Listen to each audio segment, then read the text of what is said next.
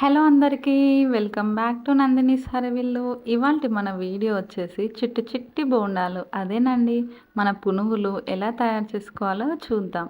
అలా సాయంత్రం పూట వేడి వేడి పునుగులు పల్లి చట్నీతో తింటుంటే ఆహా ఎంత బాగుంటుందో కదా. ఆలస్యం ఎందుకు, చూసేద్దాం రండి. ముందుగా ఒక గిన్నె తీసుకొని 2 కప్పుల వరకు మైదా పిండిని తీసుకోవాలి. నేనైతే ఇక్కడ 2 కప్పుల మైదా పిండికి 3/4 కప్పు పుల్లటి పెరుగుని తీసుకుంటున్నాను.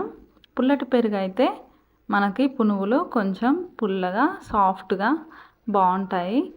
ఇందులోకి మనం టేబుల్ స్పూన్ వరకు జీలకర్రని కూడా యాడ్ చేసుకోవాలి.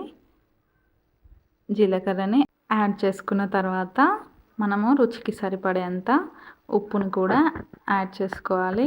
ఉప్పును వేసుకున్న తర్వాత కొంచెం వంట సోడాను కూడా వేసుకొని 2-3 పచ్చిమిర్చిని చిన్నగా తరిగి వేసుకొని ఈ మిశ్రమాన్ని మనం బాగా మిక్స్ అయ్యేలాగా వాటర్ యాడ్ చేసుకుంటూ చేత్తో కలుపుకొని పక్కన పెట్టేసుకోవాలి. ఇలా కలుపుకున్న మిశ్రమాన్ని ఒక అర్ధగంట పక్కన పెట్టుకోవాలి. ఎక్కువ టైం ఉంటే 2-3 గంటల వరకైనా నానబెట్టుకుంటే పునుగులు చాలా బాగా వస్తాయి. ఇప్పుడు కడాయిలో ఆయిల్ వేసుకొని ఆయిల్ వేడయ్యాక మనం కలిపి పక్కన పెట్టుకున్న పిండి తీసుకొని చిన్న చిన్న పునుగుల్లాగా ఇలా ఆయిల్లో వేసుకోవాలి. ఆయిల్ బాగా వేడైనప్పుడు మాత్రమే వేసుకోండి. చూస్తున్నారు కదా ఎంత బాగా ఆయిల్లో ఫ్రై అయిపోతే అంత బాగుంటాయి టేస్ట్.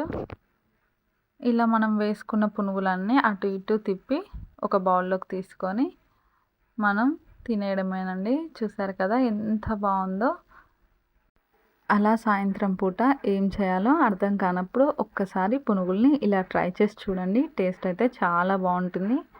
వీడియో నచ్చితే లైక్ చేయండి, అలాగే మన ఛానల్ని సబ్స్క్రైబ్ చేసుకోండి.